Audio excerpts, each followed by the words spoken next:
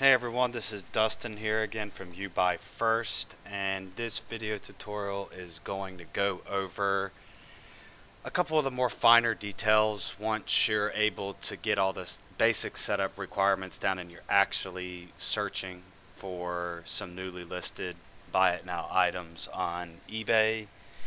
And the first recommendation that I'm going to say, which goes without fail, that doesn't have anything to do with the software, is to make sure that you are signed up for eBay Bucks from eBay, and that's going to be able to give you 2% cash back on all the items that you purchase through eBay.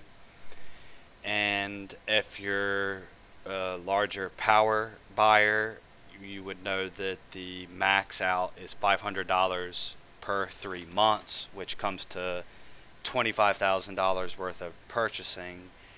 And for many of us power buyers, we might buy that much in a couple of days. eBay does have a policy, and I've confirmed it with them, that you can't create an account just to circumvent the eBay bucks, but you can create another account if you have another reason for separating the purchases. So, we called them in advance and told them, hey, we're separating this by purchasing agent, and they noted the account. And hey, is it okay if we sign up for eBay bucks with this other account? Their answer is yes. So it can be a way to add on to those eBay bucks and get 2% off all of your items. That you'll want to be able to make sure you take advantage of that. The second part is really the user interface and setting this up to what works best for you. I tend to find that anytime a newly listed one pops up, you're obviously going to be looking them here at the top, to put the most important items to the left first, that help you either determine that something is good and you can move on to other information, or that would rule something out.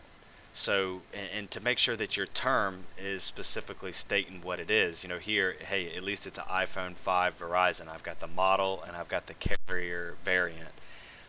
If I was doing some different conditions or something like that, I could enter that a brief note in there as well. That way, when I'm scanning from left to right here, I see iPhone 5 Verizon. I see iPhone 5 and the listing title in Verizon. Then I might pull over. I'm used to having total price there first, just out of habit, but I would have model, carrier. I like to have category just because there are plenty of people out there today that are listing fraudulent listings, such as someone might list a box and make the title and everything about, even down to the picture, and they'll squeeze in way down at the bottom of the listing that it's just for a box. You know that at least if you're in the category cell phones and smartphones, that a cell phone and smartphone has to come. Then to set up some of the seller information, maybe it's a seller name that you're maybe trying to avoid or something, the total feedback rating, because sometimes those deals just might be too good to be true, and even though you might be covered by eBay buyer protection, you might choose not to have your money out for 30 days if you've only got so much money in the bank account for the day, and just wait for a different item to pop up. So play around with those, and you can size them up. And again, if you want to include or exclude ones, you can right click anywhere at the top and either check or uncheck them. Second part is to use this middle area here where the picture is, to put information that you want to kind of recheck, or again is most relevant to you when making a purchasing decision. At the top, I really consider it, I'm getting an overall general understanding of the item, and I'm confirming that it's actually the item I'm trying to purchase, and some of the seller information and listing information as far as returns, condition, and whatnot. I'm using this area to more be very specific about the actual item, even if it means that I'm re-entering in some information that's at the top One of the biggest things that can go wrong in newly listed items is knowing that you have to purchase it very quickly, even if you're seeing it first, because someone else is right behind you and could win it through checkout. So if I'm scanning from kind of left to right to confirm and then moving down, I'll kind of see everything again and get a re-verification of it. Let's find one other one that might be, I might have returns, and I might have something like model.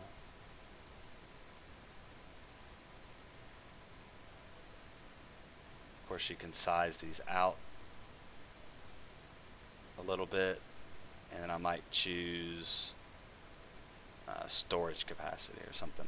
Of course, when I'm on this one right here, if you re-click, it should bring in all the item specs. For this one, I was actually on this seller, even though they're in the right category, did not list item specifics. And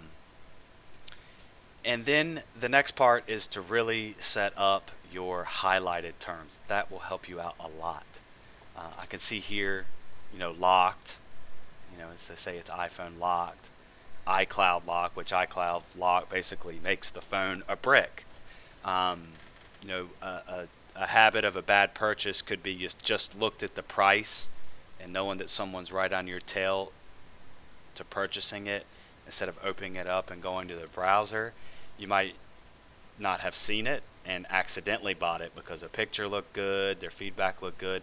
This is going to help you be able to scan the listings for those keyword terms. And the best practice is, as you're moving along, while the application is running, you don't need to stop it. You can go back into the settings and add these in. So it might take a little bit of time to add them in. Don't worry about adding too many, as well as it'll do keyword or phrases. So I see here, crack. That's one that I might want to be able to see, but I don't see now, that I initially missed because I just put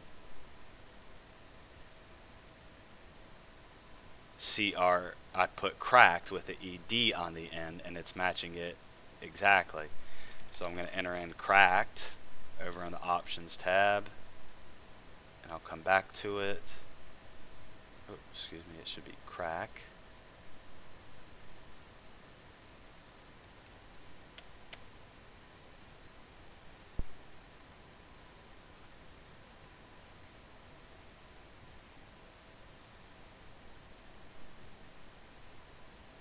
And now when I come back, I'll see that here. Maybe something like ripped off, but you just end up getting the major ones first. Don't go crazy at it at first. But if you end up being kind of tempted, even though I could be searching for 10 different phone models, it tends to kind of be some of the same terms, especially, if you're all doing all iPhones.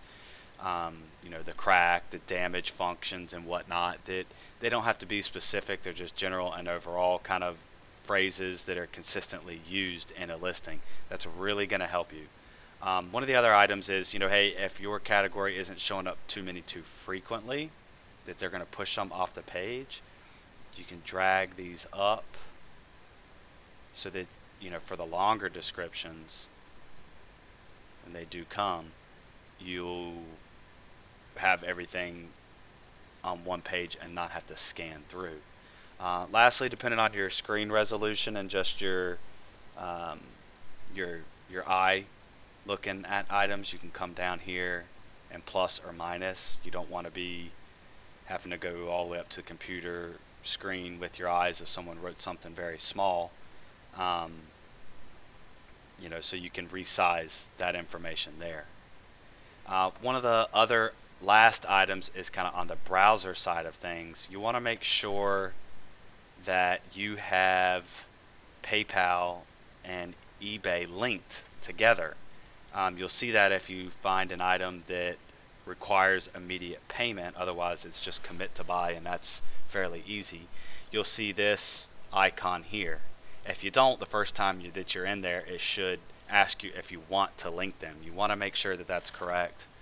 And one of the last options is you want to make sure that you have your default payment method set up within PayPal itself, so it's going to be using your default